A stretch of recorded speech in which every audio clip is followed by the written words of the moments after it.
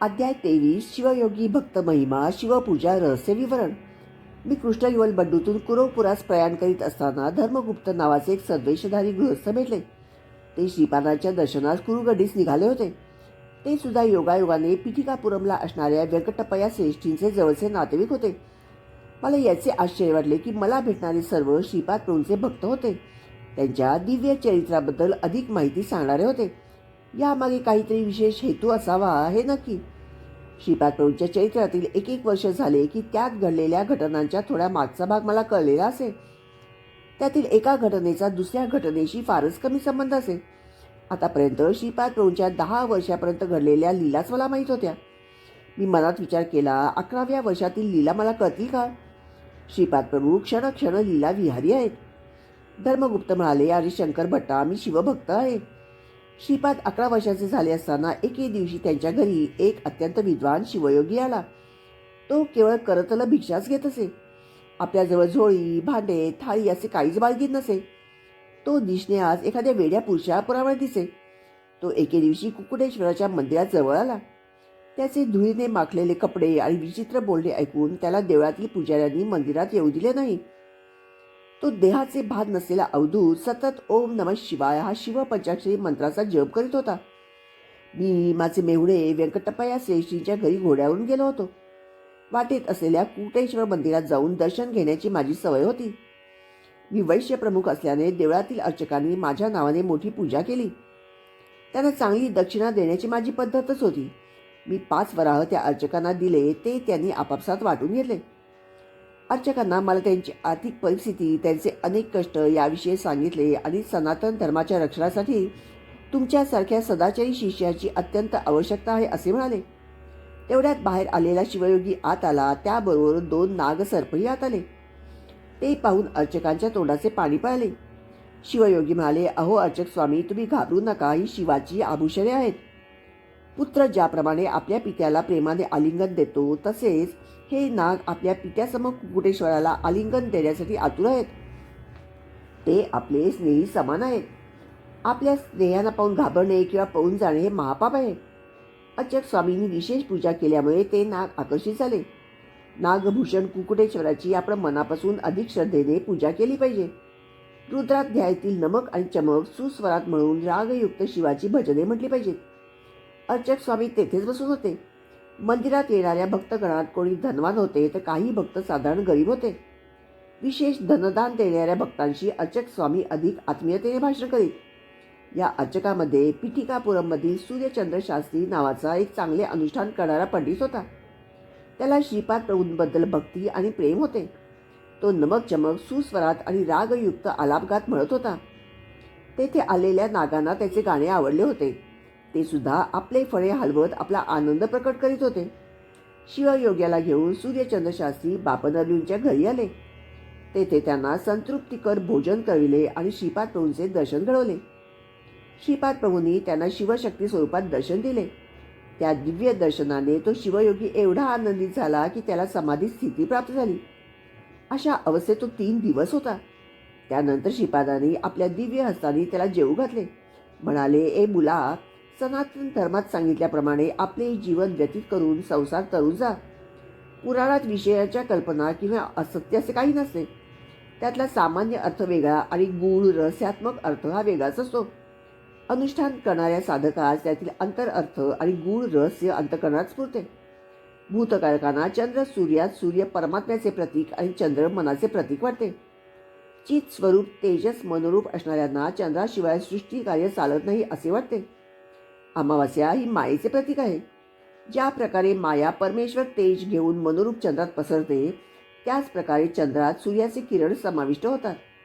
माया असो अथवा अमावास्या असो, त्यांच्या जड स्वरूपामुळे त्यांच्यापासून निर्माण झालेले जगत त्याच्या चिरकाल सान्निध्याने चित्त जडात्मक आहे.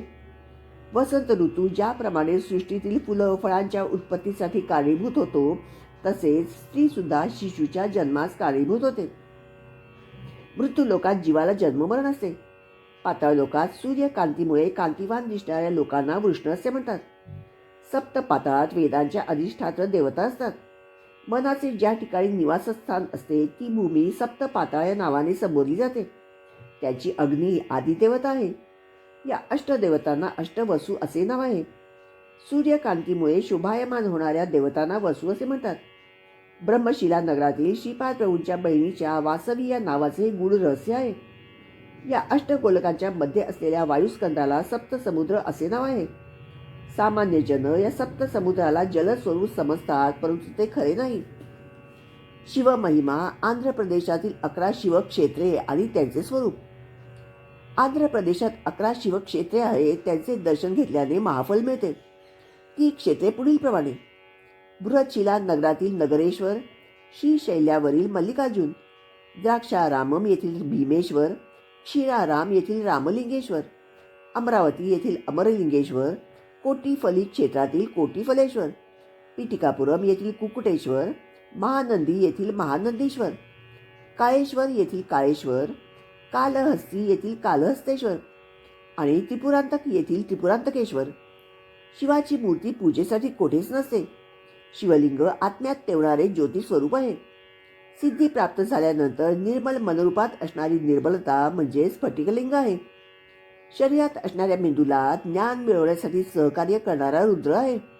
मानेपासून नाडी रूपात मानेच्या खालपर्यंत व्याप्त असणाऱ्या नाड्यांना रुद्र जटा असे म्हणतात.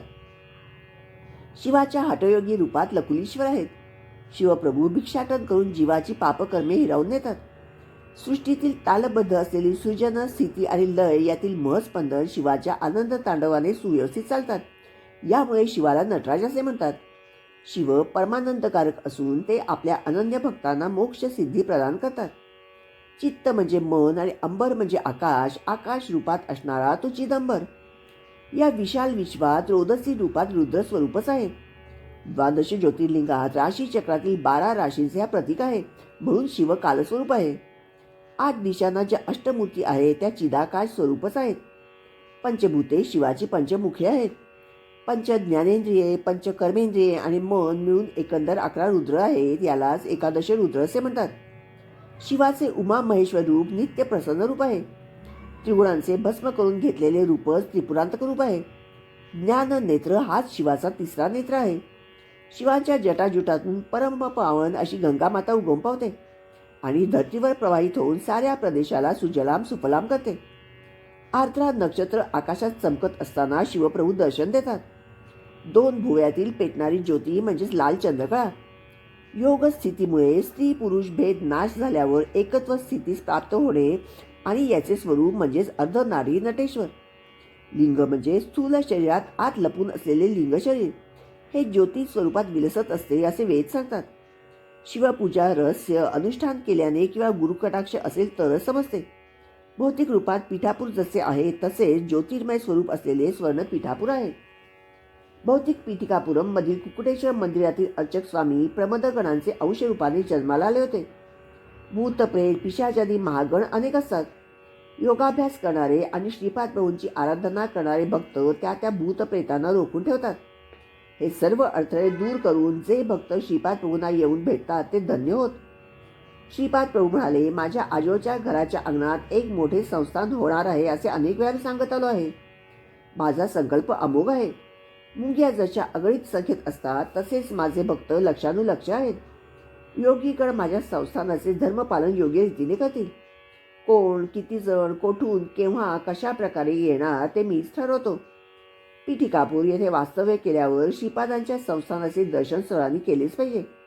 माझा अनुग्रह जे योग्य शिष्य आहेत त्यांनाच होईल. त्यांच्यावर मी अमृतवृष्टी करीन. अयोग्य व्यक्तीला माझे दर्शन मृगजळासारखे वाटेल. श्रीपाद श्री वल्लभांचा जय जयकार असो. फलश्रुती ऐश्वर्य प्राप्ती.